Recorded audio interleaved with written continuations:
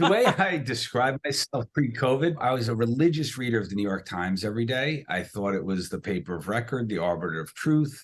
If you want to know what was really going on, you read the New York Times, So I was the classic, like, New York City liberal. I was a Democrat. I was left wing. I had a faith and a belief that of what government could do and should do is that it should be, it should level the playing field and make things fair for everyone and protect those without power from those with power. I did believe in government, and I don't know if I believed in a big government, but I thought government had a responsibility to do a lot of things. I had a strong belief in the high impact medical journals, New England Journal of Medicine, the Journal of American Medical Association, the Lancet, the British Medical Journal. I thought those top journals represented the best science and best scientists. If you get an original manuscript published in one of those journals, it makes your career. Those things were like literally the tops of medicine, and like I thought the apotheosis of excellence. I believed in agencies. Funniest thing that I believe is that when COVID broke out, I thought Fauci didn't really know much about it. I thought he was a sympathetic fellow in a tough spot with a lot of critics doing the best he can. That's literally what I thought about that man. You start from there and you come to now. I can't describe a more complete and horrible transformation in what I believe.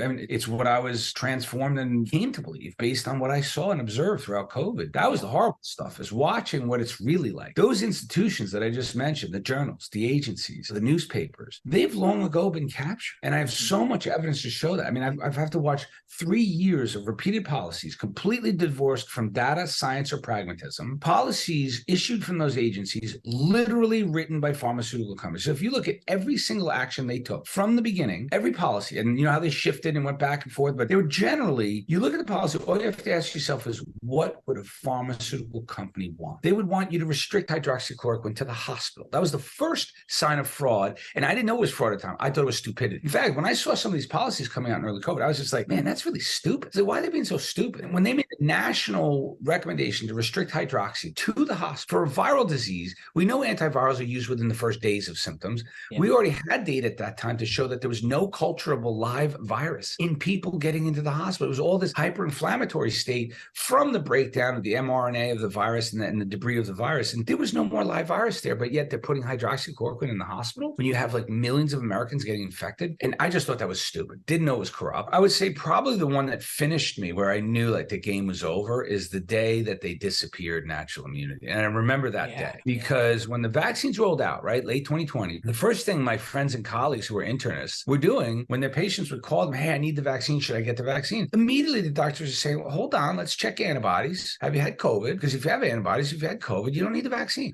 That's what we've done for every infectious disease that anyone's recovered from, right? You don't vaccinate, it's a disease you recover from. And suddenly the FDA posts on their website that there is no evidence to support that strategy and that you should not take into account prior exposure or recovery before deciding the vaccine. And when I saw that, that was when I knew the fix was in. I was like, oh, they want that market of vaccinees to be as large as possible. So they're deciding to disappear naturally. That's what I thought that day. And we know that's true today. And so those were real evidence of the deep capture and control of really the medical system and all of its levers. The second transformation. So I started seeing these policies, which were just crazy. And then you saw the government get in on it and start mandating stuff. And this insane exercise of power, which violated every rule of medical ethics, had no data support. And then you saw the massive censorship, the censoring of all the adverse data of these vaccines. You couldn't talk about it.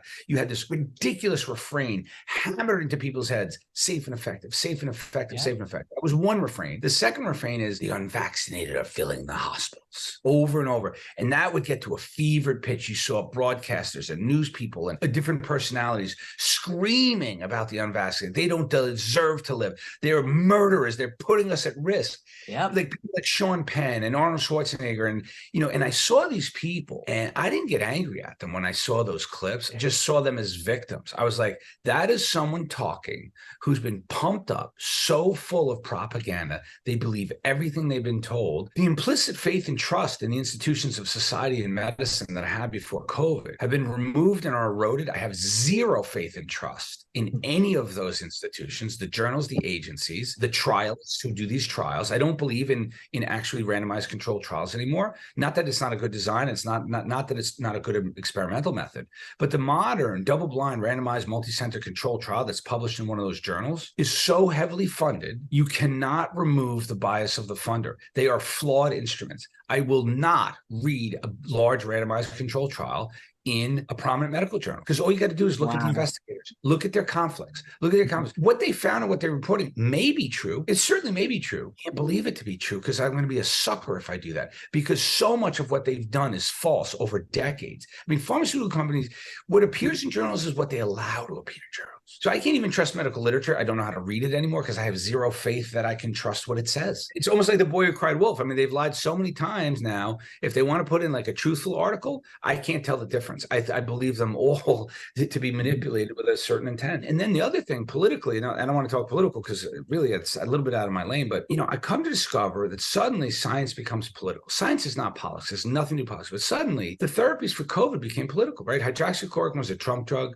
Fringe, quack, right-wing anti-vaxxers. By the way, all those 4 descriptors I see all over the internet in front of my name, right? Fringe, quack, right-wing anti-vaxxer. And I was being called an anti-vaxxer before I even publicly came out that I was anti-vax. And so they just wanted to lump in ivermectin with the least credible portions of society as per the media.